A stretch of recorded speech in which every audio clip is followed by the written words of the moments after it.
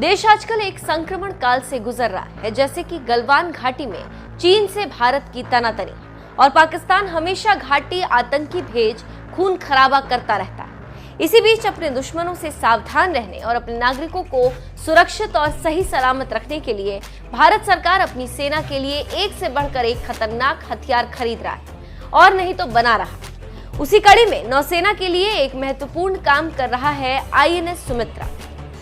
भारतीय नौसेना का ये जाबाज इससे पहले भी अपने जज्बे और शक्ति का लोहा मनवा चुका है। यमन में फंसे भारतीय नागरिकों को बचाने के लिए सबसे पहले मदद के लिए पहुंचा था और आज हम उसी के बारे में आपको बता रहे हैं।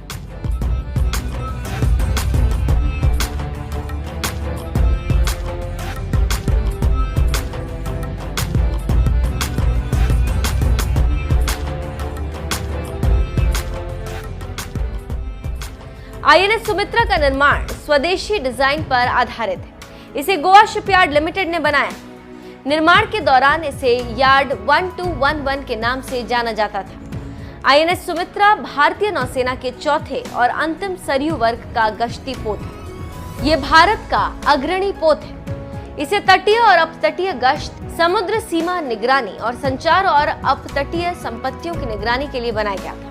वर्तमान में भारतीय नौसेना के पास कुल 47 गश्ती जहाज हैं। इंडियन नेवी में शामिल होने वाला ये पोत अपनी तरफ के युद्धपोतों के बीच सबसे बड़ा है। भारत की नौसेना में इस तरह के 3 युद्धपोत शामिल हैं, जिनके नाम INS सरयू, INS सुनैना और INS सुमेधा हैं। भारतीय नौसेना में स्वदेशी निर्मित पोत INS सुमित्रा भारत के पूर्वी समुद्र तटों की गश्ती में ये पोत महत्वपूर्ण भूमिका निभा रहा है। पूर्वी नौसेना कमान के तहत ये पोत बंगाल की खाड़ी और पूर्वी हिंद महासागर क्षेत्र में चुनौतियों से निपटने में कारगर साबित होगा।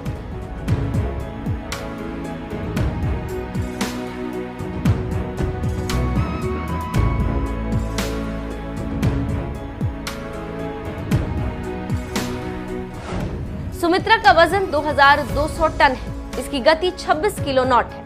ये मध्यम और शॉर्ट रेंज वाले हथियारों से लैस है, जिनमें 76 mm gun, close in weapon system और कम्युनिकेशन इंटेलिजेंसी सिस्टम शामिल है। ये लाइट वेट हेलीकॉप्टर ध्रुव को भी ऑपरेट कर सकता है।